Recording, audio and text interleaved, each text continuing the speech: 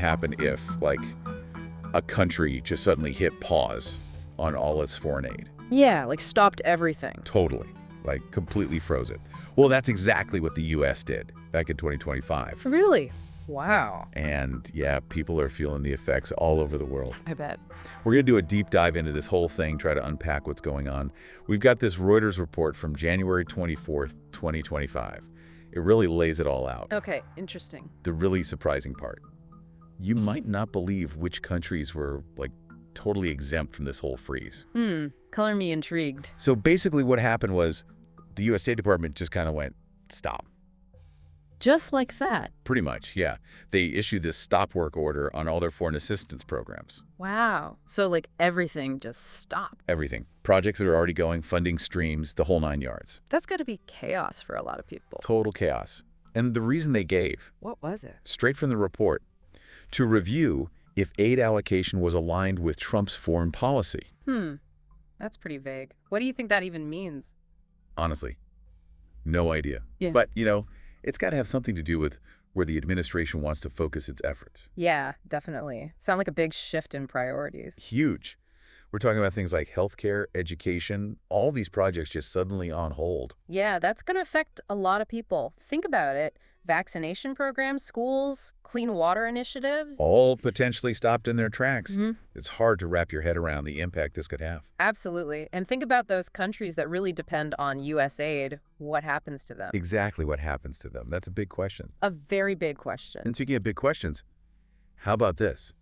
While all this is going on, there are these waivers Waivers for what? for military financing Okay. to Israel and Egypt. Wait, so everything else is frozen, but military aid to those two countries keeps flowing? Uninterrupted. That's, To something. it's definitely something. So help me out here. Why would they make an exception like that?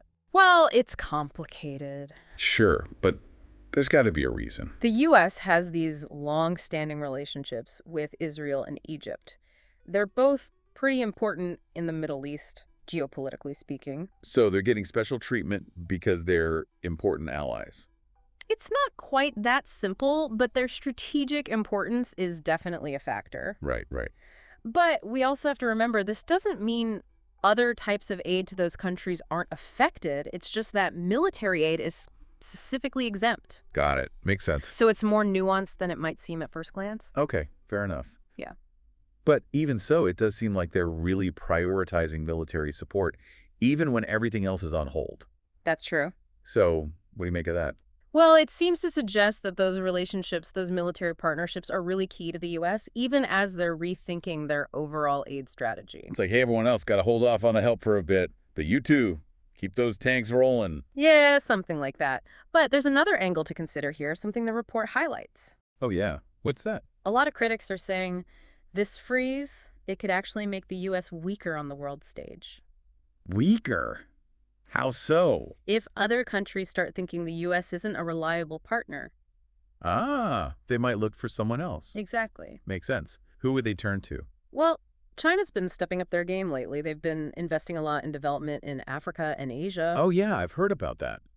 And they're not exactly known for being, super strict with their conditions. Right. So some countries might find that more appealing than traditional U.S. aid, especially if they feel like the U.S. isn't dependable. So the U.S. stops helping, China steps in, Yeah. and suddenly they're the new big player. That's the worry, yeah. It's all about this thing called soft power. Soft power, what's that? It's basically the power to influence other countries, not by forcing them to do things, but by being attractive, by being helpful. Kind of like making friends instead of bossing people around. Exactly. And aid has always been a big part of that for the U.S. You help out other countries, they see you as a good guy, they're more willing to work with you. Right. So if you suddenly stop helping, well, maybe they're not so friendly anymore. Exactly. So to recap, we've got a sudden halt to a lot of aid programs, special treatment for certain allies, and the potential for, like, a global power shift. It's a lot to unpack. It is. And it all boils down to this one really big question. What's the point of foreign aid anyway? That is a big question. Should it be about, using it to get other countries to do what we want?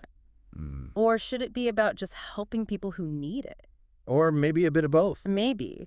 But figuring out that balance, that's the tough part. No easy answers there. Yeah.